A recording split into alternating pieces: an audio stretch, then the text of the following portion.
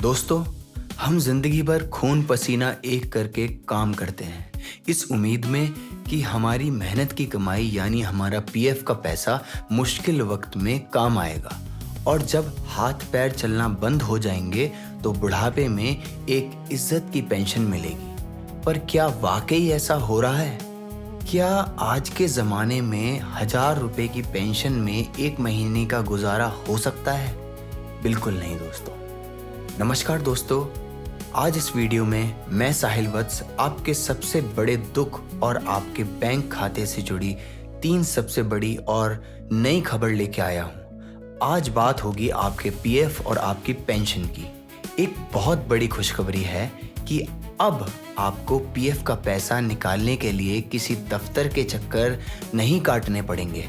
लेकिन एक बहुत बुरी खबर भी है जिसमें आपकी पेंशन 5,000 से घटकर 2,000 हो सकती है। ये सब क्या है? नए नियम क्या हैं और आपके लिए इसका क्या मतलब है? चलिए आसान भाषा में हम इसको आपको समझाते हैं। सबसे पहले बात करते हैं खुशखबरी की। अगर आप एक मजदूर हैं, किसान हैं या किसी फैक्ट्री में काम करते हैं तो पीएफ निकालने का झंझट आप जानते ही होंगे। पर अब ईपीएफओ एक नया सिस्टम ला रहा है।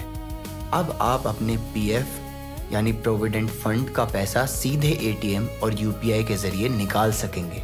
जी हाँ, बिल्कुल वैसे ही जैसे आप अपने बैंक अकाउंट से पैसा निकालते हैं। उम्मीद है कि ये सुविधा इस साल के मई के आखिर तक शुरू हो जाएगी। इसके लिए ईपीएफओ एक अलग एटीएम कार्ड देगा जो सीधे आपके पीएफ खाते से जुड़ा होगा।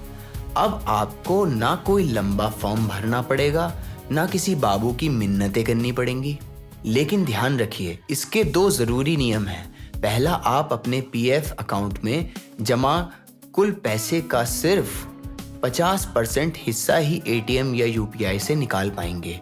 और दूसरा, आपके यूएएन यानी यूनिवर्सल अकाउंट नंबर चालू हालत में होना चाहिए और उसके साथ आपका आधार, पैन कार्ड, बैंक खाते का नंबर और आईएफएससी कोड का लिंक होना भी बहुत ज़रूरी है। खुशखबरी तो सुन ली, अब आते हैं उस झटके पर जो नए पेंशन नियम से मिलने वाला है। दोस्तों, अब तक पुरानी पेंशन योजना ईपीएस 1995 चलती थी, पर अब उसकी जगह नई योजना यानी ईपीएस 2026 लाया जा रहा है और इसका सबसे बड़ा असर गरीब और आम कर्मचारी पर पड़ेगा। पहले क्या होता था कि जब आप रिटायर होते थे तो आपकी पेंशन आपकी आखिरी आमदनी यानी कि लास्ट सैलरी के हिसाब से तय होती थी, जो हमेशा ज़्यादा होती थी। पर अब नए नियम में आपकी पेंशन पूरी नौकरी की एवरेज यानी औसत आमदनी से तय होगी। सोचिए, अगर आपने शुरुआत में 5,000 रुपये महीना पर काम शुरू किया और रिटायर होते वक्त 50,000 कमा रहे थे, तो नए योजना में वो शुरुआती 5,000 रुपये भी गिने जाएंगे, जिससे आपकी एवरेज आमदनी बहुत कम हो जाएगी। इस नए हिसाब से जिन लोगों को पहले लगभग 5,000 रुपये पेंशन बन रही थी, वो अब घटकर करीब 2,000 रुपये रह सकती है। एक तरफ पेंशन कम होने का डर है तो दूसरी तरफ देश भर की बुजुर्ग और पेंशनर्स अपने हक के लिए सड़कों पर उतर आए हैं। आज की इस महंगाई में जहां दाल रोटी का खर्चा निकालना मुश्किल है, वहां 1,000 रुपये की मिनिमम पेंशन में क्या होगा। इसलिए अब मांग उठ रही है कि 1,000 रुपये की पेंशन को बढ़ाकर 7,500 रुपये कर दिया जाए। साथ ही साथ इन बुजुर्गों की मांग है कि उन्हें महंगाई भत्ता यानी डीए और मुफ्त मेडिकल इलाज की सुविधा भी दी जाए।